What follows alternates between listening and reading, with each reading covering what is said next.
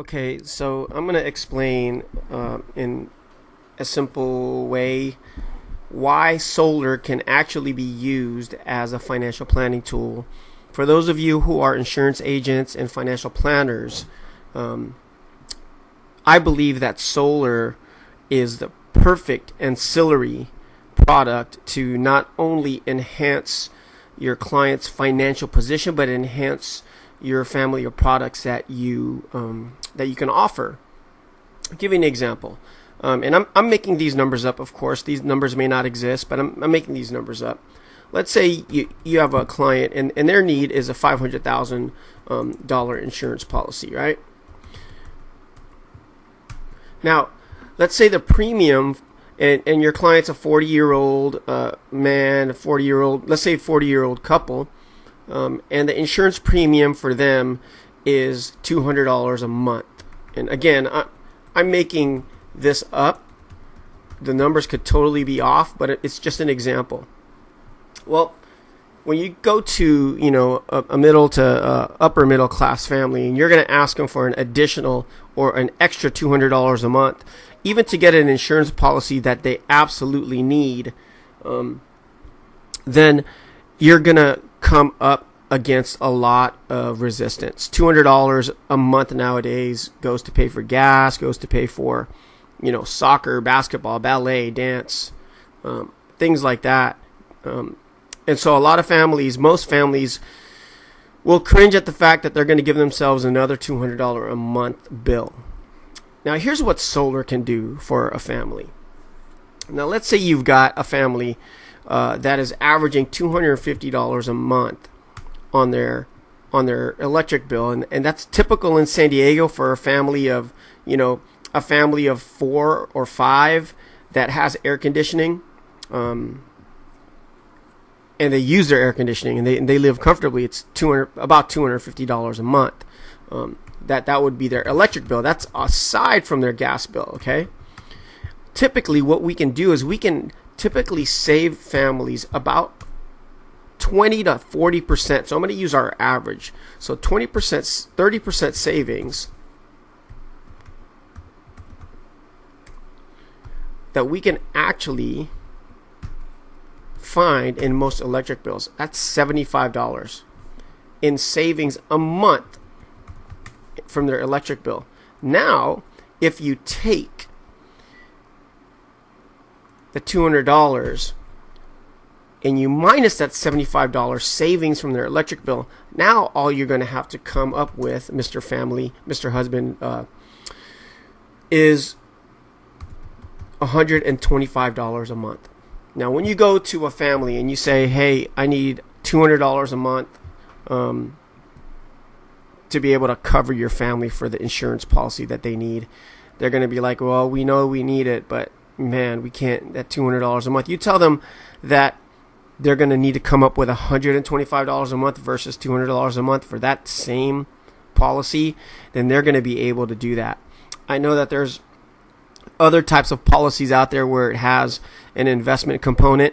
What a great way to find an additional $75 to allow your clients to put away every month towards retirement or towards an emergency savings. It basically enhances the product that you've already sold them. Now, here's the other thing. The loans, the term for the loans are typically anywhere between 15 years to 30 years. So if you're talking about, let's say, a 40-year-old client, you got them that insurance policy, you saved them $75 in their electric bill. Now their electric bill is $175 a month, $175 per month.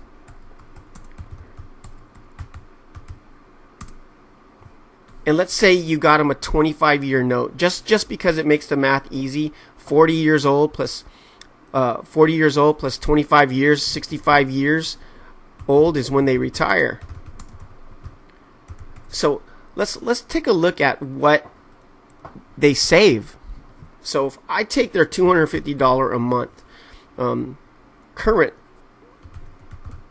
bill, and then I know in San Diego, the rate of increase is 8%. So I'm going to multiply that by 1.08%. So next year, for the same amount of electricity, they're going to pay $270 for the same amount of electricity, right? This is year 1, year 2, year 3. So let's project that out to 25 years. See what that looks like.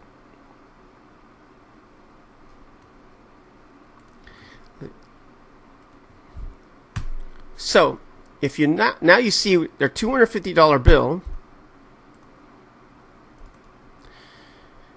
In 25 years for the same electricity, if you're increasing it by 8%, and I know historically that is exactly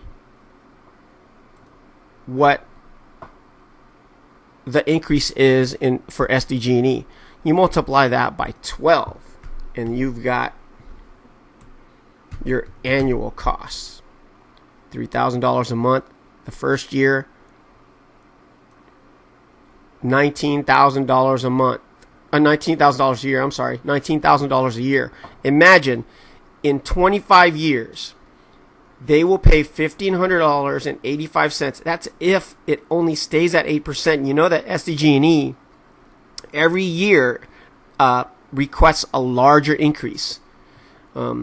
Oftentimes, the city council and our government, our municipal government, shoots them down, but they're not going to be able to shoot them down forever. But at 8% increase per year, you're paying $1,585 a month for the same electricity that you're paying $250 for. You will pay SDG&E $219,000 in this next 25 years. By going solar, what your client does is they fix their monthly payment. Whether it's summer, whether it's winter, it's just a consistent monthly payment. Wouldn't that be awesome for somebody who's already retired and on a fixed income? Somebody who's retired and on a fixed income, they don't have to worry about the summer months where they have to pay extra for electricity when they use their air conditioning.